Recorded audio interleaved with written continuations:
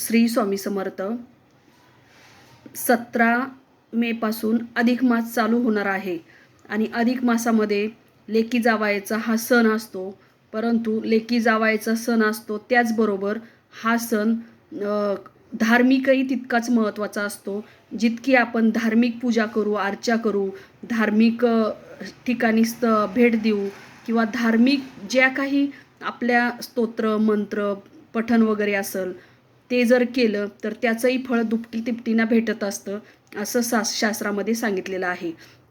आता अधिक मासामध्ये गोपद्म हे व्रत करण्याला खूप सारं महत्त्व आहे. कारण हे गोपद्म व्रत केल्यामुळे खूप साऱ्याला आपल्याला लक्ष्मी प्राप्तीसाठी ही खूप मोठी सेवा आहे आणि जितकी आपण सेवा करू त्याचं 3 ते 4 पट आपल्याला फळ भेटत असतं. त्यामुळे अधिक मासामध्ये ही सेवा नक्कीच तुम्ही करा. गोपद्म म्हणजे 33 हे पद्म असतात. अधिक मासामध्ये गोपद्माचे व्रताचे खूप सारे महत्त्व आहे.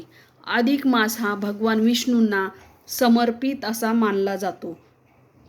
असं म्हणतात की या महिन्यामध्ये जप तप दान धर्म इत्यादी केल्यामुळे आपल्याला अनेक प्रकारचे विशेष फलदायी हे व्रत असतं.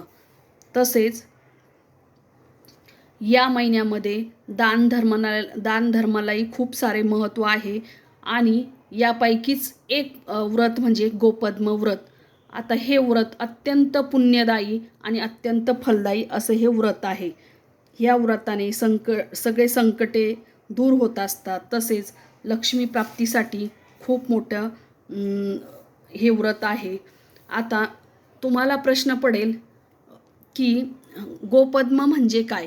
तर गोपद्म म्हणजे गो म्हणजे गाय आणि पद्म म्हणजे कमळ यांचं मिळून जे असतं त्याला आपण गोपद्म असं म्हणत असतो.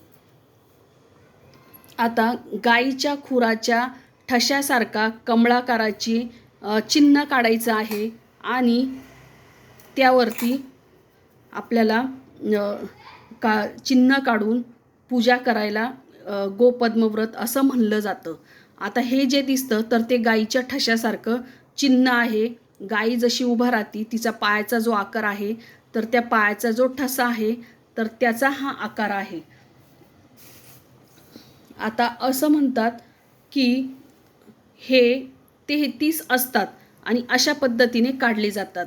गोपद्म हे नेहमी 33 असायला पाहिजे आणि अशा पद्धतीने काढायला पाहिजे.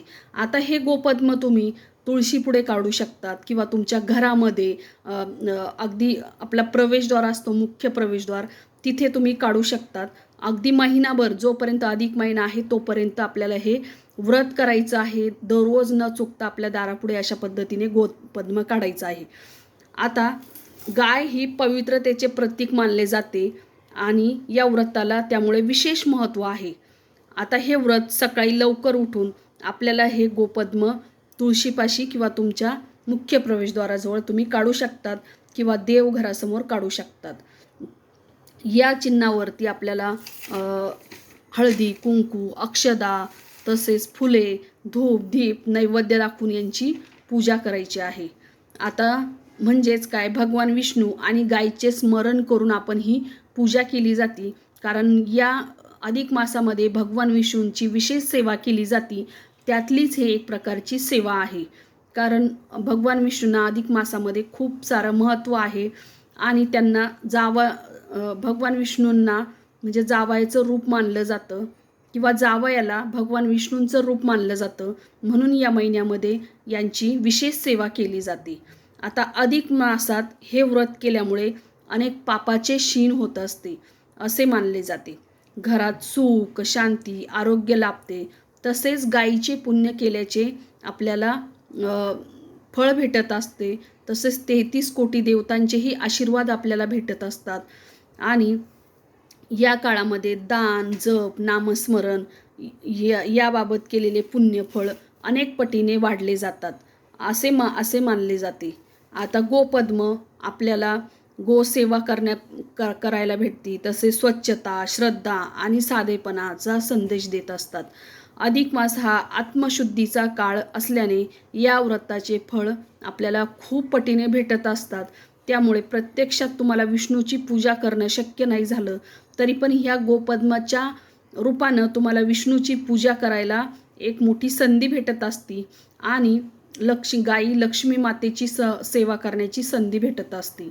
त्यामुळे तुमच्या दारापुढे अशा पद्धतीने गोपद्म नक्कीच काढा आणि माता लक्ष्मीचा, भगवान विष्णूंचा तुमच्यावरती आशीर्वाद मिळवून घ्या आणि खूप साऱ्या पटीने तुम्हाला हे पुण्य भेटेल. श्री स्वामी समर्थ.